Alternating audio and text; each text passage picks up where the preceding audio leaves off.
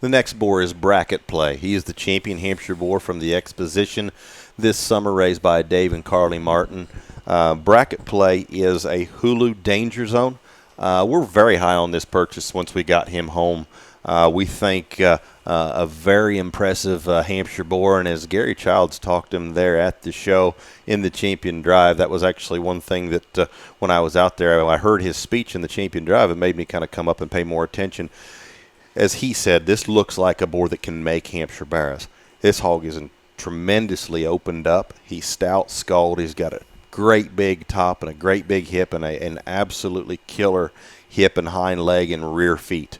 Proportions of this hog are extremely good, and he's one that I do think is going to fit on some of those bigger outline kind of Hampshire Souths. It's kind of his place. He's not a tiny hog, but he's not a great big hog either. He's kind of a medium-sized hog that we think in a Hampshire thing is going to be best suited on some of those bigger outline kind of Hampshires.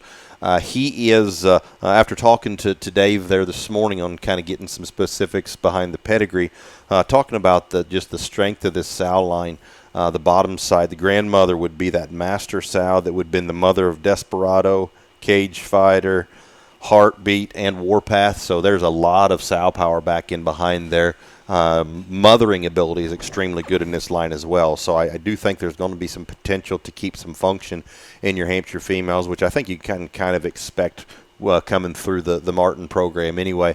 But that's kind of being proven through the bottom side of this guy. But visually, he does look like one that can add some of that extra feature and that extra muscle in a Hampshire boar that I think will fit on some of those sows to stouten them up.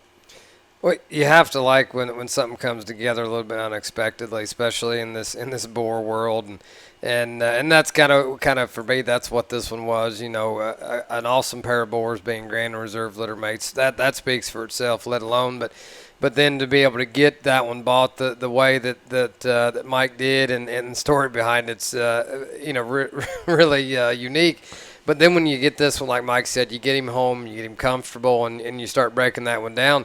I mean, he has all the pointers of maybe the next really unique Hampshire piece here at Real McCoy Genetics in terms of that just aggressive hind leg and still being so comfortable and proportional.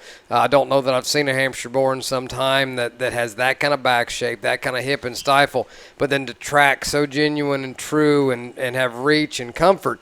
Then you step back away from him and have that kind of power, but yet to be that immature about his head and stout about his skull to where that one will make barrows, but that one still has the attributes to make females. And coming from a renowned program for generating Hampshire such as Martin's, we honestly think that we've got into one here that'll give us a reason to buy more Hampshire sows, but one that I think could maybe find his spot on the wall down the road for being that next elite sire here. Yeah, Matt makes a good point there, and actually back to talking about kind of his ability to make some of those barrows.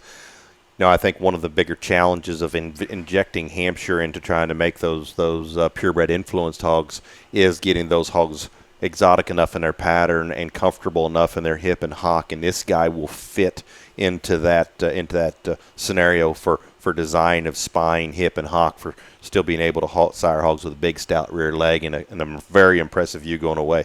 He can fit into that purebred sired scenario for those national shows pretty quickly.